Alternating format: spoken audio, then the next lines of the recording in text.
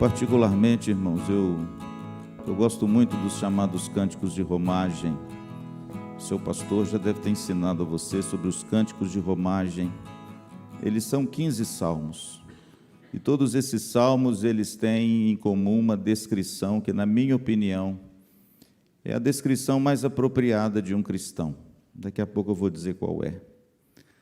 E esses salmos, em cada salmo, ele contém um aspecto da jornada de um cristão. Eu acho que o estudo desses salmos enriquece profundamente a nossa vida.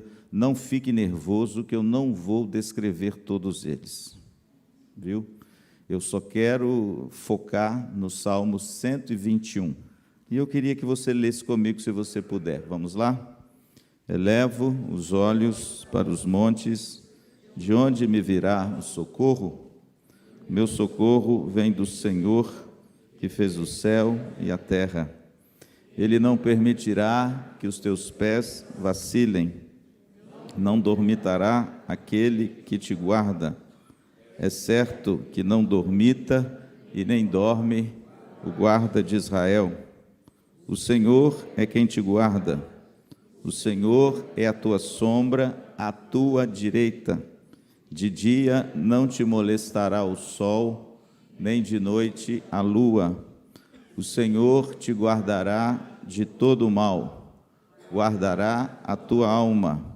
O Senhor guardará a tua saída e a tua entrada, desde agora e para sempre. Senhor, muito obrigado pelo privilégio que o Senhor nos concede de nos reunir em torno da tua palavra e da pessoa de Cristo. Fala conosco, Senhor, através dessa palavra tão sublime, tão maravilhosa e tão transformadora. Eu oro em nome de Jesus. Amém. Como eu disse, irmãos, os cânticos de romagem me encantam. O Dr. Eugene Peterson faleceu há poucos anos atrás, era o chamado pastor dos pastores. Ele escreveu um pequeno livro que se chama Uma Longa Obediência na Mesma Direção. E, meu pastor, eu acho que essa é uma definição maravilhosa dessa figura que eu entendo que caracteriza tanto um cristão, que é a figura do peregrino. Os cânticos de romagem são cânticos do peregrino. Por quê, pastor? Porque vocês sabem que eram salmos que eram cantados pelo povo de Deus, povo de Israel, à época das grandes festas em Jerusalém, onde eles saíam das suas vilas, dos seus povoados e das suas cidades, e peregrinavam a pé até a cidade de Jerusalém. E quando eles peregrinavam junto com as suas famílias, com as suas comunidades, eles iam cantando, eles iam entoando esses salmos, e é por isso que do Salmo 120 ao Salmo 134, debaixo aí do título do Salmo, que não é Bíblia, está algo que é Bíblia. Está escrito Cântico de Romagem. Em algumas traduções ou versões está escrito Cânticos de Degraus, não sei se é no seu caso. E em algumas versões ainda, meu pastor, está escrito o Cântico dos Peregrinos. Por quê? Porque eram exatamente esses hinos que os peregrinos cantavam em direção principalmente à grande festa de Israel, na época que era a festa da Páscoa.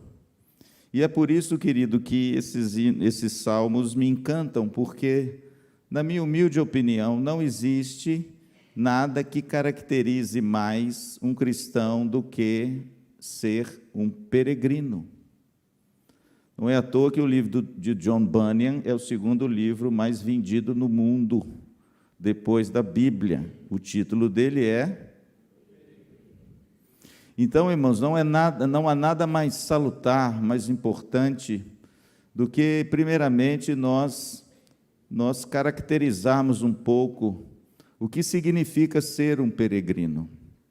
Quais são as realidades que caracterizam ser um peregrino? Porque, na realidade, irmãos, nós o somos, todos nós. Se você é um cristão, deixa eu te dizer uma coisa, você é um peregrino. E há algumas realidades que caracterizam ser um peregrino, que eu queria compartilhar com os irmãos nessa noite, enquanto nós damos uma olhada para esses salmos tão bonitos, principalmente o Salmo 121. Ser um peregrino, irmãos, em primeiro lugar, o que caracteriza ser um peregrino é que ser um peregrino é estar no caminho. O peregrino é aquele que está numa jornada. O peregrino é aquele que possui um caminho a ser percorrido, como essa comunidade o fazia em direção a Jerusalém. Ser um peregrino, irmão, significa que você está de passagem, você está de viagem, você está a caminho. E principalmente o Salmo 121, ele fala do caminho do peregrino. O interessante é que o texto diz que o caminho do peregrino, em primeiro lugar, não é um caminho fácil, é um caminho difícil. O Salmo começa assim, quer ver? Eleva os meus olhos para os montes, de onde me virá o socorro? Está subtendido nesse Salmo o seguinte: o meu socorro não vem dos montes. Pelo contrário, o Salmo de número 11 diz que nos montes estavam os inimigos. Nos montes estavam aqueles que armavam ciladas contra o povo de Israel. O monte é o lugar do inimigo espreitar a comunidade e o povo que peregrinava pelos vales.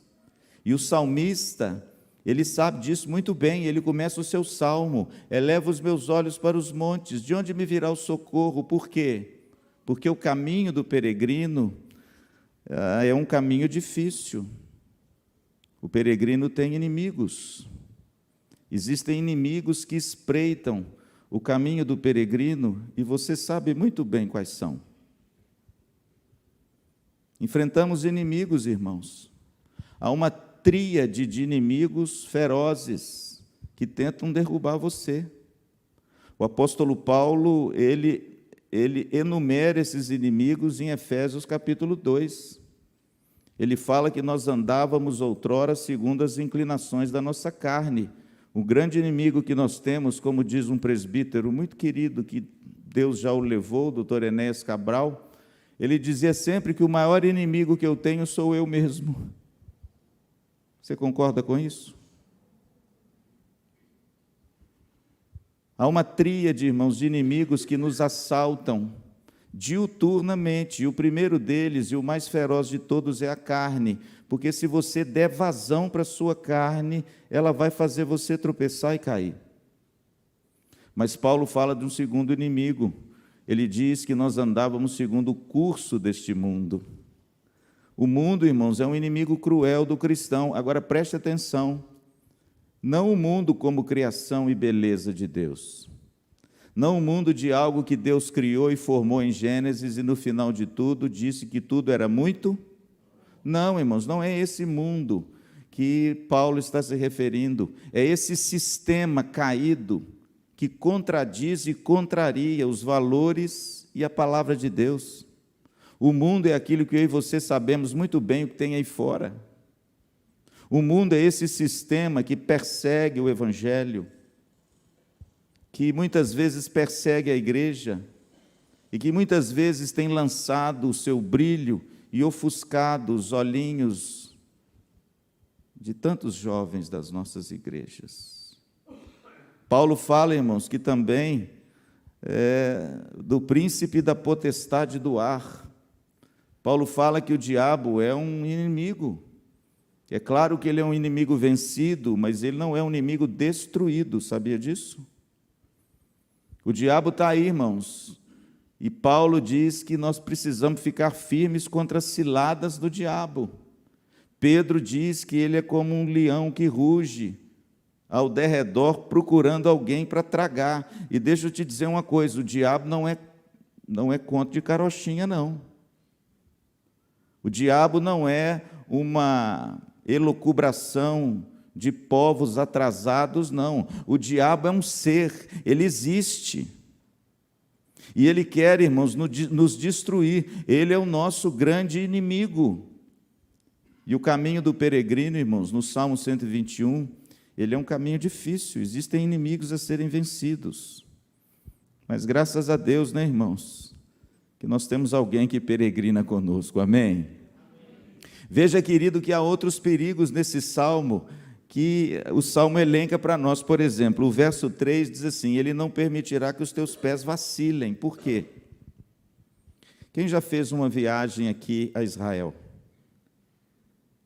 Quem fez uma viagem a Israel sabe que os caminhos lá em Israel, tirando as estradas pavimentadas e maravilhosas, os caminhos que nós andamos em Israel são caminhos pedregosos.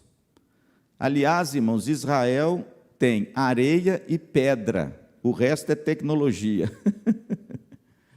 Graças a Deus, irmãos, o pastor Luciano já empreendeu 2 viagens a Israel. Eu já peregrinei, por exemplo, pelo deserto da Judéia. Nós já peregrinamos pela cidade de Jericó. Nós já percorremos, irmãos, caminhos ali muito difíceis, pedregosos, arenosos. E quando o salmista diz que ele não permitirá que os teus pés vacilem, é porque ele sabia que essas viagens percorrem trilhas perigosas. E como o terreno é muito pedregoso, se você não tomar cuidado, o que acontece quando você pisa numa pedra? Você cai, você torce o tornozelo. E de repente, irmãos, aquela viagem que deveria ser uma viagem cantando, prazerosa, se torna um grande fardo. Sabe por quê? Porque se você não prestar muita atenção no caminho, você pisa numa pedra meio esquisita, você tropeça e cai. Por que essa imagem está no Salmo? Porque o caminho do peregrino é um caminho difícil. Existem pedras no caminho, ou não? Quem será que passa por essa vida incólume, sem ter pedras no caminho, né? Aliás, Carlos Drummond de Andrade já dizia isso, né? No meio do caminho tinha uma pedra no meio. Agora, eu não sei se você sabe que quando Carlos Drummond, que é um mineiro, né, como eu, quando Carlos Drummond escreveu esse poema, na verdade ele fez um trocadilho com a palavra pedra. O que ele queria escrever ali era a palavra perda. E se você trocar uma letra, perda se transforma em pedra. Faz uma experiência aí. É só trocar o D no lugar do R. E ele então escreveu que no meio do caminho tinha uma pedra. E ficou famoso, não é? Só que o que ele queria dizer é o seguinte: no meio do caminho tinha uma perda. Tinha uma perda no meio do caminho. Porque quando ele escreveu esse poema, ele sofreu uma perda terrível na sua vida. Mas deixa o Carlos Drummond de Andrade para lá, vamos voltar para a nossa pedra. Será que você consegue passar por essa vida incólume sem tropeçar?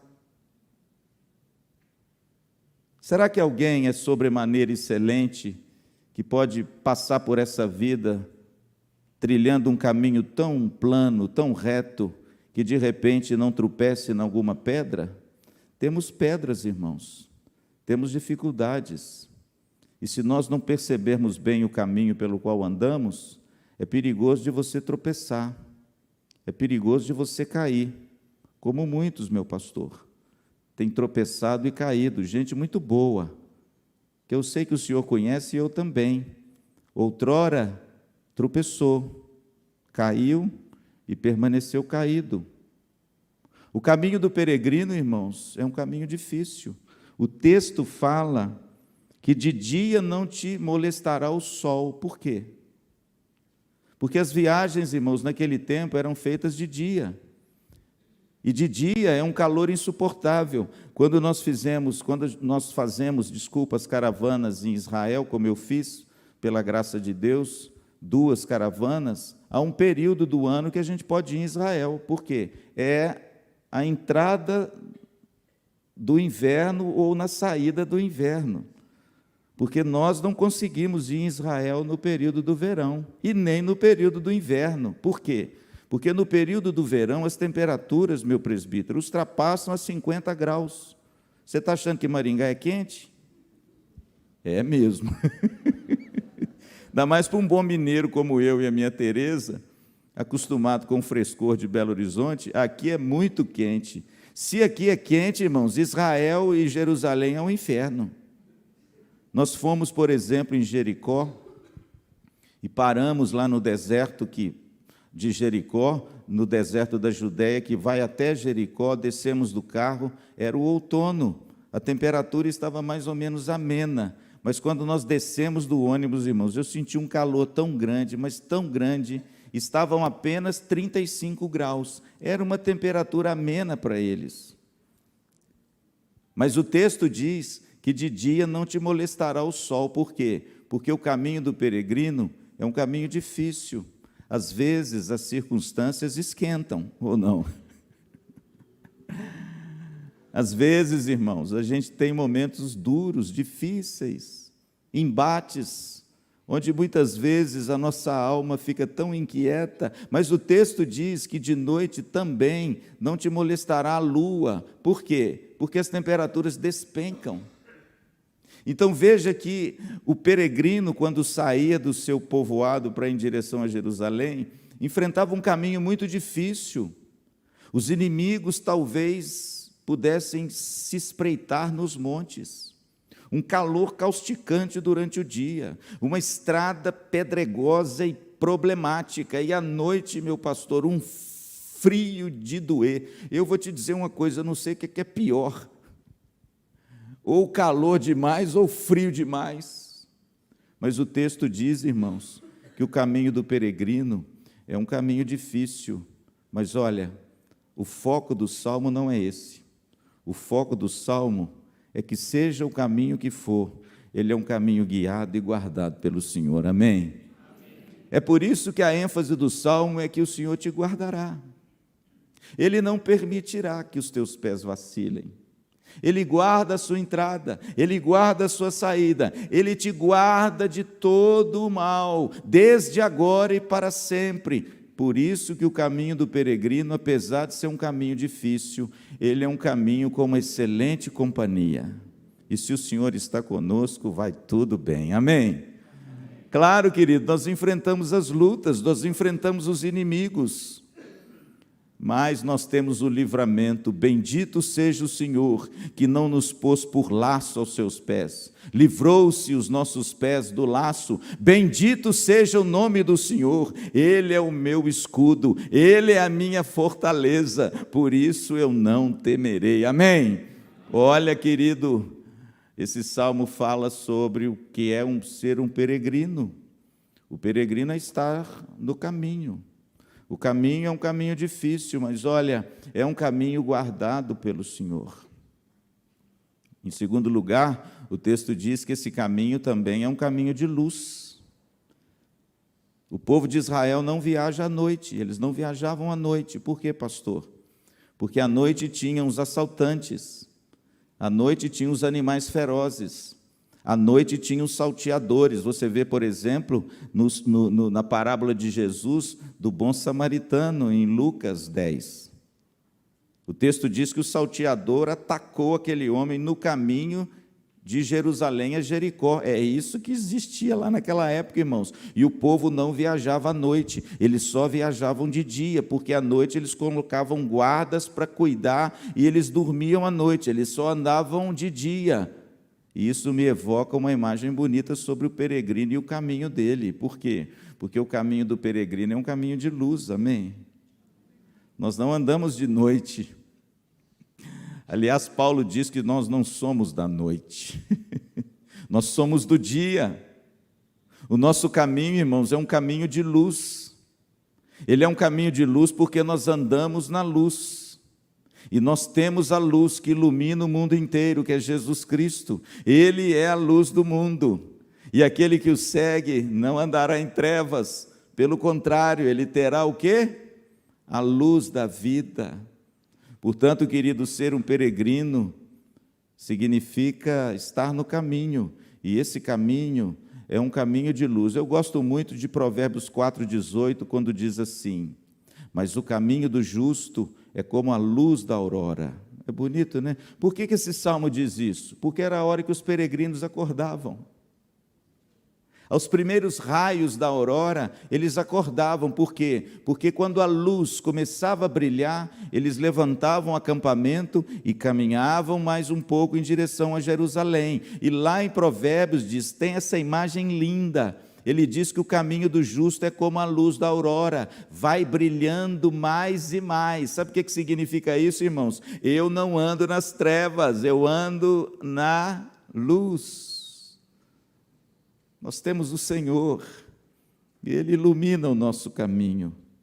Você não precisa caminhar tropegamente, você não precisa caminhar desnorteadamente, você não precisa caminhar cegamente, só se você quiser, porque nós temos a luz, nós temos a palavra de Deus que é a lâmpada para os nossos pés, e ela ilumina o nosso caminho. Graças a Deus, irmãos, porque eu, pastor Luciano, outrora andava em trevas, mas hoje eu vejo a luz, e eu ando na luz do Senhor, amém? Mas em quarto lugar, o caminho do peregrino também é um caminho de progresso. Se você olhar na sua Bíblia, está escrito aí, cânticos de degraus.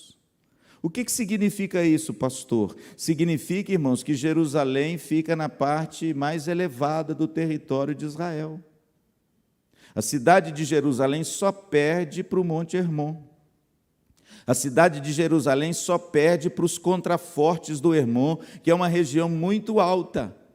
Mas a cidade de Jerusalém ela é construída sobre o Monte Sião. E é a parte mais alta de Israel.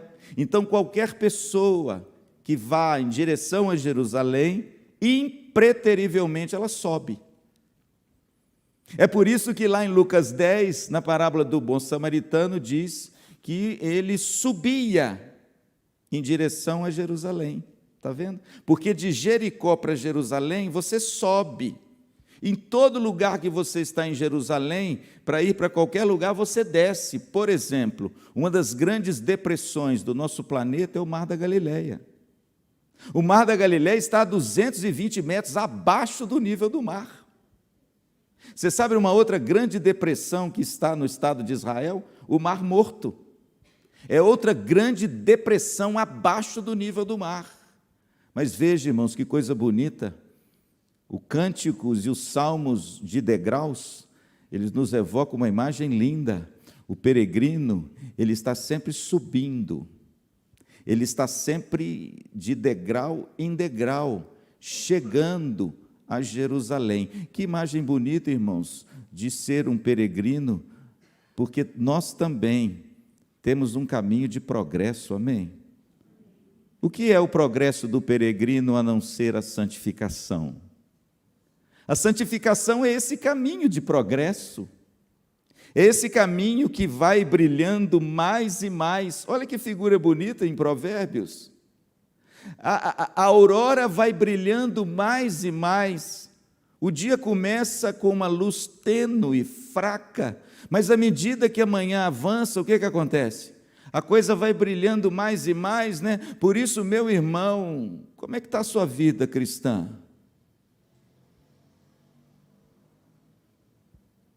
Tem que haver progresso, meu filho. É de glória em glória. A ação do Espírito Santo é para aperfeiçoar você. À semelhança de quem? Se isso não está acontecendo na sua vida, querido, há alguma coisa errada. Perigosamente errada. Porque o caminho do peregrino é um caminho de progresso. O apóstolo Paulo, escrevendo aos crentes de Tessalônica, ele evoca algumas imagens bonitas. Ele diz assim: se você mentia, não mintas mais.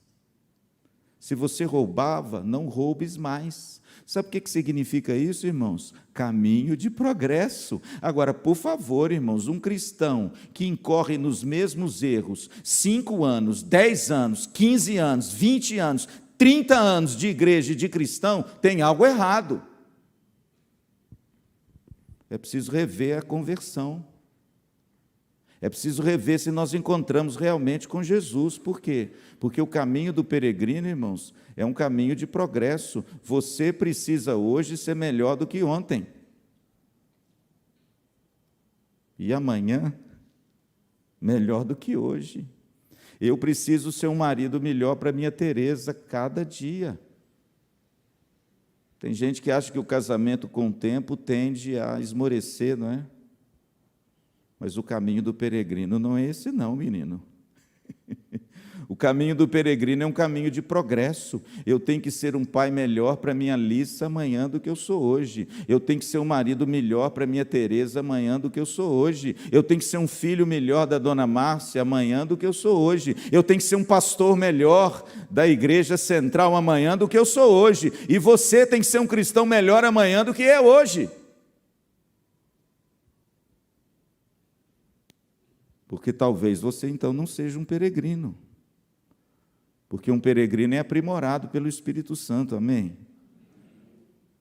Um peregrino, as arestas dele são esmeriladas pelo poder maravilhoso do Espírito Santo. Ah, irmãos, como eu gosto de histórias bíblicas. Aliás, Deus nos deu histórias, como diz o Sidney Greidanos, um grande autor no Velho Testamento. Ele diz que as histórias é o desenrolar do plano de Deus para nós. E quando eu vejo as histórias do Velho Testamento e do Novo, eu me encanto. Sabe por quê? Porque ela é feita de gente como eu e você. Você imagina só, Moisés era um sujeito bruto. Sabia disso? A Bíblia diz que Moisés, um certo dia, quando ele sai do palácio, ele olha e vê um dos seus sendo agredido pelo egípcio, ele mata o sujeito. Era temperamental ou não era? O sujeito ele era meio rude, não é não? A Bíblia diz que ele mata o sujeito, enterra o sujeito na areia, areia de rude forte. Porque eu vou dizer uma coisa, para enterrar o sujeito na areia, eu já fui lá no Egito, irmãos. As areias do Egito é pedra pura. Para um homem enterrar o outro na areia, tem que ser forte para danar.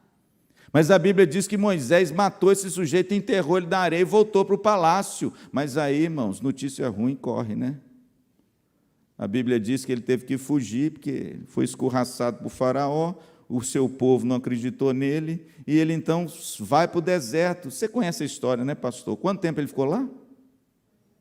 40 anos cuidando de ovelha do sogro, já pensou? De filho de Faraó para cuidar da ovelha do sogro. Eu acho que não fez bom negócio, não. A Bíblia diz que ele foi criado em toda a ciência do Egito, ele estava sendo preparado para ser o Faraó. Não sei se você sabe disso. A filha de Faraó que adotou Moisés não teve filhos, não tinha filhos. E Moisés estava sendo preparado para ser o próximo Faraó. Já pensou? O coração desse homem se debruçava naquelas ciências do Egito e a única coisa que ele ouvia agora era bé. Irmãos, mas como dizia o doutor Sidney Greidanos, Deus nos deu histórias. A Bíblia diz que esses 40 anos que ele ficou lá cuidando de ovelha, e depois teve que aguentar mais 40 anos um povo que buzinava no ouvido dele. O texto diz lá em Êxodo, irmãos, que Moisés era o homem mais manso sobre a face da terra.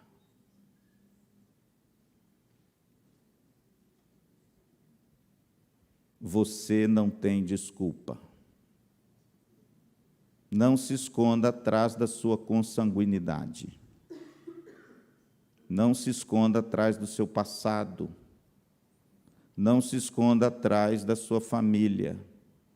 Não se esconda atrás da sua criação. Esconda-se atrás do sangue do Cordeiro e da cruz do Senhor, que você vai ter a sua personalidade transformada de glória em glória. Amém? O caminho do peregrino é um caminho de progresso. Nós estamos caminhando em progresso, vai brilhando mais e mais. Amém? Pastor, o que significa então ser um peregrino? Primeiro, ser um peregrino significa estar no caminho. Em segundo lugar, ser um peregrino é experimentar o desapego. Eu não sei se você sabe, mas até hoje, quando o povo de Deus viaja lá por aquelas terras, eles levam pouca bagagem, pastor. Por quê? Porque o sol é muito quente, o caminho é muito difícil, as estradas muito pedregosas, e eles levam pouca bagagem, porque elas atrapalham a viagem, a peregrinação. E eles levam só o essencial. E quando eles chegam em Jerusalém, sabe o que eles faziam? Eles arrumavam talvez um emprego, faziam algumas coisas para ganhar um dinheirinho para os 7 dias, que eram os dias onde se celebrava a Páscoa. Então, irmãos, eles levavam pouca coisa, eles não levavam muita coisa. E isso me evoca uma imagem muito linda a respeito de ser um peregrino. Ser um peregrino, irmãos, em segundo lugar, é experimentar o desapego. É saber, querido, que desse mundo nós não levaremos nada. Significa, querido, que se nós estamos no caminho, nós temos que, de repente, aliviar a bagagem. Nós temos que nos preocupar menos em ter e nos preocupar mais em ser. O peregrino é aquele que não acumula, é aquele que desprende.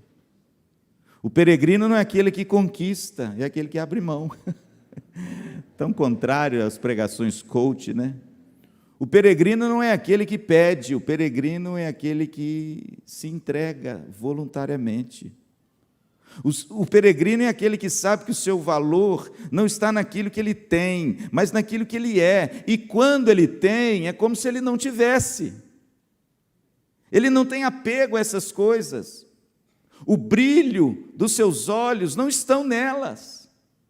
Ele é um peregrino, ele é passageiro, ele não se apega às coisas demasiadamente. Querido, cuidado, onde está o teu tesouro? Está o teu? Eu creio, irmãos, e temo que hoje a igreja de Cristo se esqueceu dessa verdade. Queremos conquistar, queremos obter, queremos acumular. E quando eu olho para a imagem bíblica do peregrino, irmãos, eu vejo que isso está diametralmente ao contrário. Semana passada eu estava conversando com um dos meus presbíteros, que já passou dos 60, e eu conversando com ele, disse o seguinte a ele, falei, meu irmão, quanto mais os anos vão me acrescendo, mais eu compreendo que eu preciso me desapegar de algumas coisas. Não é? O peregrino, irmãos, eles levavam pouca bagagem. Eles sabiam que a sua viagem era árdua, então eles não acumulavam muitas coisas para não piorar a viagem. Irmãos, o mundo já é tão difícil, a carne já é tão fraca, o diabo já nos assedia tanto, para que se acumular de tantas coisas? O peregrino, irmãos, experimenta o desapego, aliviar as bagagens, entende? Tirar um pouco o peso que de repente está nas suas costas e está tornando o seu caminho tão mais difícil do que deveria ser. É por isso que ser um peregrino é experimentar esse desapego, essa alegria de saber que o bem maior, o tesouro maior, a conquista maior que nós temos não é aquilo que nós conquistamos, mas aquilo pelo qual fomos conquistados em Cristo Jesus. Ser um peregrino, irmãos, é ser livre, é ser leve, é não se preocupar em demasia com as coisas desse mundo. Tem tanta gente, irmãos, apegada a tantos bens materiais, para ser reconhecido, talvez, dentro da igreja, para ser aplaudido pelos homens. Ah, fulano de tal, ele tem isso, ele tem isso, ele tem isso, ele tem isso, ele tem isso, e quanto mais ele tem, mais o ego dele se infla. Mas quando eu olho para a Bíblia, irmãos, eu vejo que o peregrino, ele experimenta esse desapego. Vê Jesus. Jesus, certa feita, em Lucas 9, diz para um jovem que queria segui-lo, que não tinha onde reclinar a cabeça. E olha o legado que ele deixou para nós. Olha que coisa gloriosa que Jesus deixou, que ninguém mais vai poder retirar. Querido, cuidado. Você é um peregrino, cuidado para você não se apegar demasiadamente às coisas desse mundo, viu? Tem gente que quando perde alguma coisa adoece, meu pastor. Tem gente que quando é roubado alguma coisa dele, ele vai para a cama. Tem um amor, irmãos, um apego, uma coisa exagerada às coisas. Meu amado, o peregrino é free, é livre, é leve.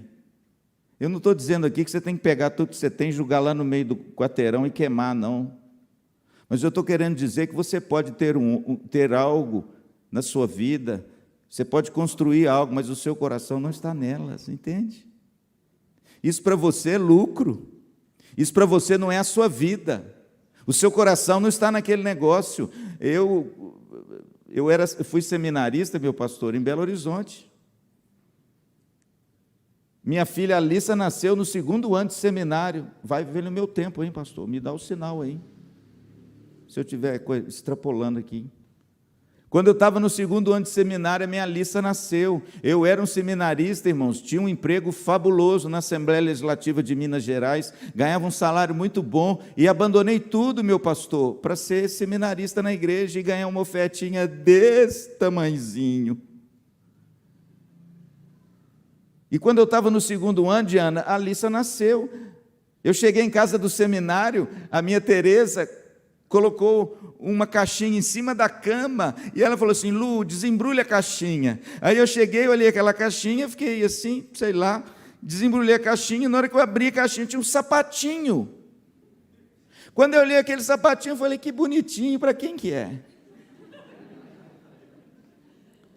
A Tereza olhou para mim e falou assim: Lu, irmãos, quase que eu desmaiei, essa mulher me deu uma rasteira. O plano nosso era esse. Quando eu formasse, né, meu pastor, e engatasse lá uma segunda reduzida, a gente ia pensar em ter um bebê. Mas no 2º ano de seminário, irmão, nasceu a minha Alissa. E o sapatinho era verde, depois trocou para rosa.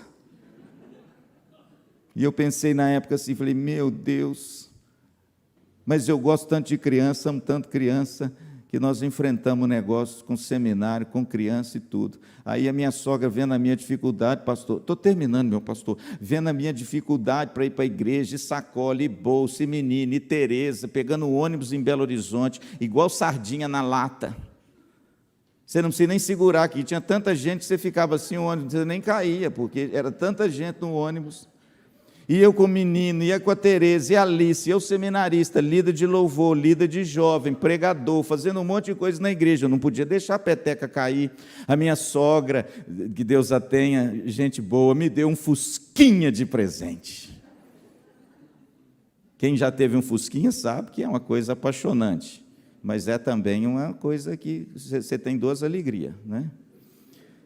De repente, irmãos, eu estou lá na igreja presbiteriana, na 9ª igreja, que eu era seminarista e servia lá, num culto de missões, meu pastor. Está aí o meu querido Eduardo. Estava no culto de missões, parei o meu fusquinha na porta da igreja, as barraquinhas, o culto, depois tinha uma comunhão bacana, e os carrões todos parados. Na hora que eu acabo o culto, eu ajeito tudo, arrumo, organizo. Na hora que eu saio para pegar o meu carro, pastor, cadê? Quando eu saio assim, só tem um vácuo, um vazio, e os carros todos parados, um vazio onde estava o meu Fusca. Quem já teve carro roubado sabe, é um negócio estranho. Parece, primeiro, você pensa assim: não parei ele aqui. Não, eu não parei ele aqui. Aí você sai para procurar em outro lugar. Aí depois você pensa assim: será que eu vim de carro? Você fica tão desnorteado que você começa a pensar uns negócios malucos. E eu comecei a procurar o carro, e a ficha caiu. Roubaram o meu fusquinha. Me deu uma raiva. Tem tanto carrão do lado. Por que roubam o meu fusquinha? Aí alguém bateu no meu ombro e falou: não fica triste não, pastor, eles roubam para fazer bugre, para fazer aquele negócio de voar no céu, fica tranquilo, é para isso que eles roubam. Eu falei: obrigado, isso vai me ajudar muito. Saber o propósito do roubo. Interessante que o pastor Carlos Patente, que hoje está nos Estados Unidos, era o pastor da 9ª igreja, ele me viu assim, meio assim, né? Porque na hora a gente fica meio estranho. Ele me colocou dentro do carro, irmãos, e fez um negócio perigoso. A 9ª igreja ficava perto de 2 grandes favelas de Belo Horizonte. E ele me colocou no carro à noite e falou assim: vamos dar uma descida lá embaixo na favela, vamos procurar o seu carro. E eu fui. E de repente, irmãos, nós entramos naquelas vielas, passando nas vielas, olhando, de repente Deus falou comigo assim: para. Para. Deus falou comigo o seguinte: eu dei, eu tirei, louvado seja o meu nome. Irmãos, eu peguei o braço do pastor Carlos Patente e falei: pastor, para o carro, para o carro. Ele assustou, parou o carro, falei: vamos voltar, vamos voltar. Ele falou: mas por quê? Vamos procurar. Eu falei: não, vamos voltar. O Senhor deu, o Senhor tirou, louvado seja o nome do Senhor. Nesse episódio, eu aprendi a desapegar das coisas. Ser um peregrino é experimentar o desapego. Deixa eu te fazer um desafio nessa noite e eu vou concluir. O que tem atrapalhado você a caminhar com Jesus?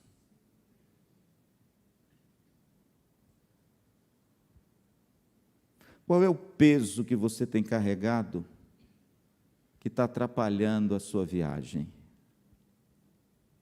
O que você nessa noite precisa abrir mão? Desapegar. Tirar os olhos excessivos sobre aquilo. Entregar.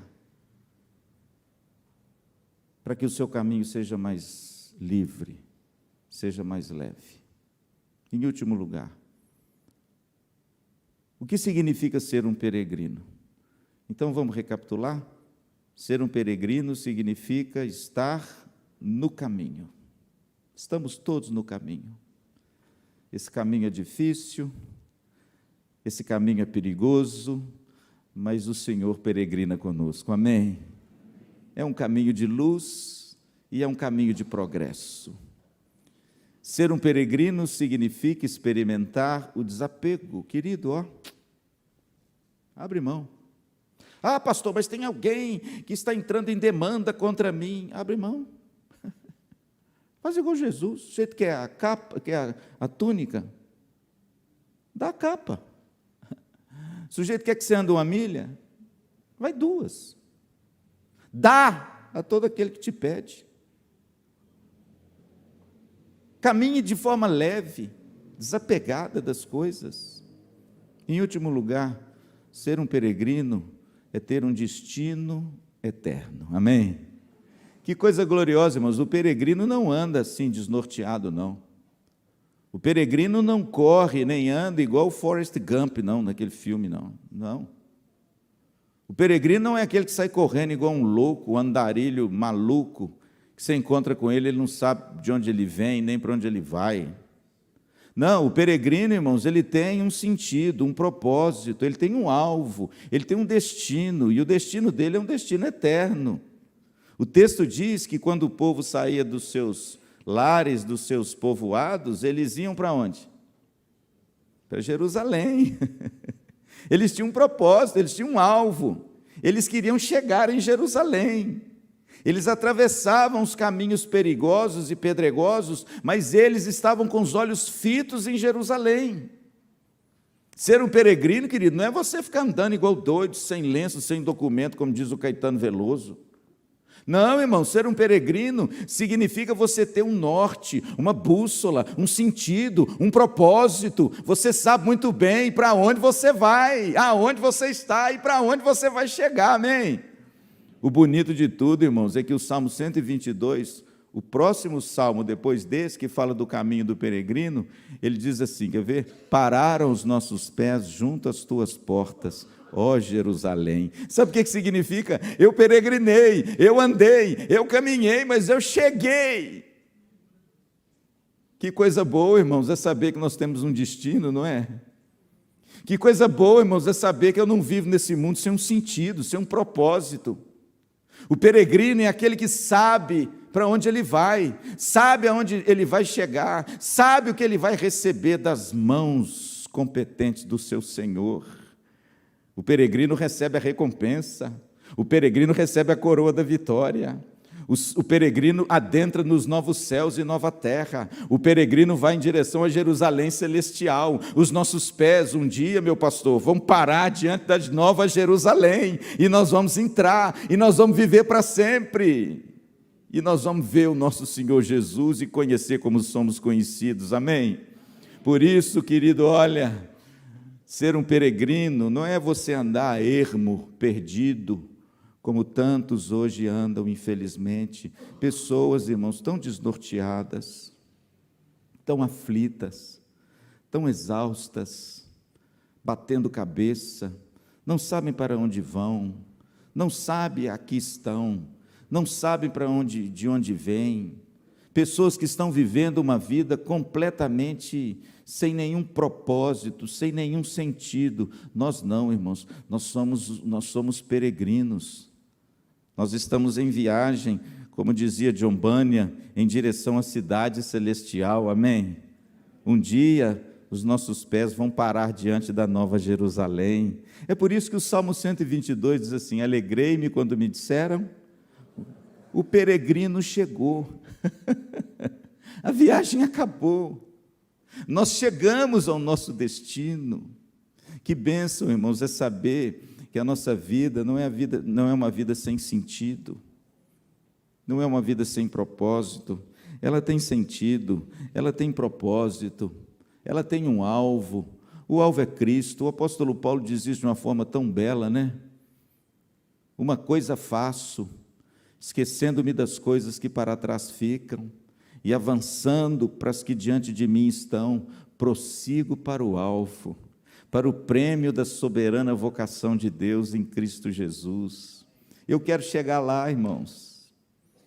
Eu quero chegar lá. Eu sei que o caminho é difícil, mas Cristo está conosco. E nós, com a ajuda dele, chegaremos lá. A nossa pátria está nos reservada e guardada, amém?